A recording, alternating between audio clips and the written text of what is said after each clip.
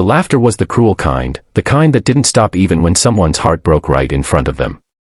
It echoed across the dusty schoolyard as the farm girl twins, Emma and Eliza, clutched their worn-out books to their chests.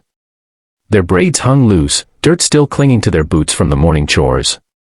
Every day, they woke up before sunrise to feed the chickens and milk the cows before catching the old yellow bus to school. They carried the scent of the farm with them, something the city kids never let them forget. "Smells like cow dung in here," one bully sneered, and the others erupted in laughter. The twins tried to ignore it, but each word dug deeper than the last. Emma and Eliza had always been quiet, shy, and content with their little world back on the farm. Their parents taught them to be humble, to work hard, and to never fight back unless absolutely necessary. But in school, humility was mistaken for weakness. The twins became easy targets. They were mocked for their hand-me-down clothes, their rough hands, their accents. The cruelest of the bullies, a tall boy named Chase, once even snatched Eliza's lunchbox and dumped it on the floor, laughing as her homemade bread and jam splattered. "Farm trash," he called her, and the word stuck like a scar. The bullying didn't stop at words. It escalated. One afternoon, as the twins walked home along the gravel road, the bullies cornered them near the woods. They laughed, circling the girls like predators. "Why don't you show us how you milk cows?" Chase mocked, tugging at Eliza's braid.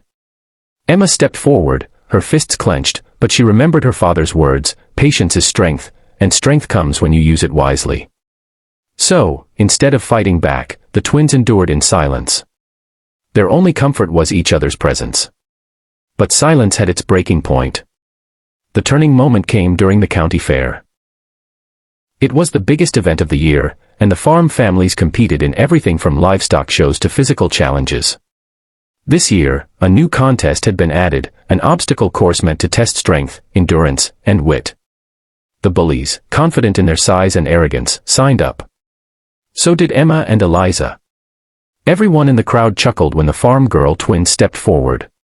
"They'll trip on the first hurdle," one student sneered. But the twins didn't flinch. They had spent their whole lives wrestling hay bales, climbing fences, and running across muddy fields. They knew hard work better than anyone.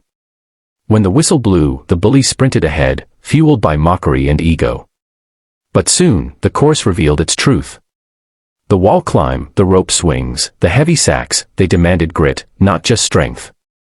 Chase and his friends grew sloppy, slipping and stumbling. Meanwhile, Emma and Eliza moved with silent determination. They worked together like two halves of one soul, boosting each other over walls, pulling each other across mud pits. Their breath W. The sound of laughter can be harmless, until it's aimed like a weapon. For Emma and Eliza, twin sisters who lived on a humble farm at the edge of town, that laughter was a daily torment.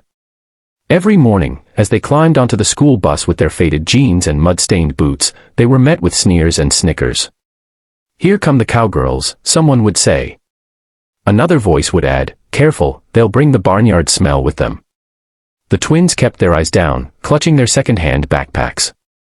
They weren't ashamed of who they were. Farm life had taught them values of honesty, hard work, and family, but in the unforgiving world of high school, being different was a curse.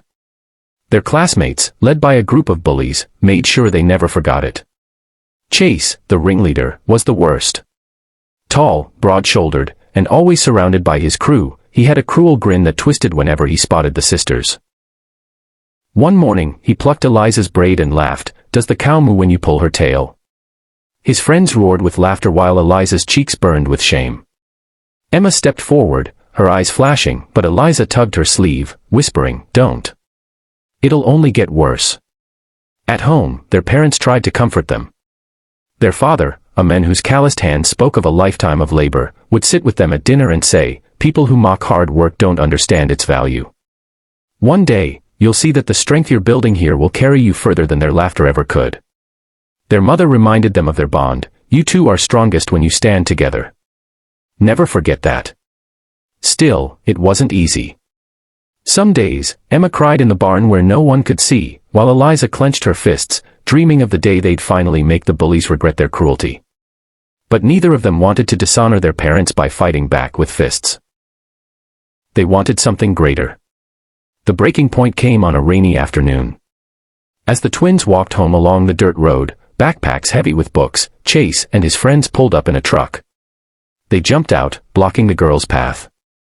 "Hey, farm trash," Chase taunted, "show us how fast you can run." Before the girls could move, the bullies shoved them into the mud. Laughter filled the air as the twins scrambled to their feet, soaked and humiliated. Emma's hands trembled with rage, and for the first time, her eyes met Chase's with a promise. This won't last forever. That night, as they cleaned up in silence, Eliza whispered, "We can't keep letting them do this to us." Emma nodded. "Then we don't. We wait. And when the time comes, we show them who we really are." The opportunity came weeks later at the county fair, the biggest event in the community. Farmers brought their best livestock, bakers competed with their pies, and kids flocked to the carnival rides. That year, a new attraction drew the most attention, a grueling obstacle course, designed to test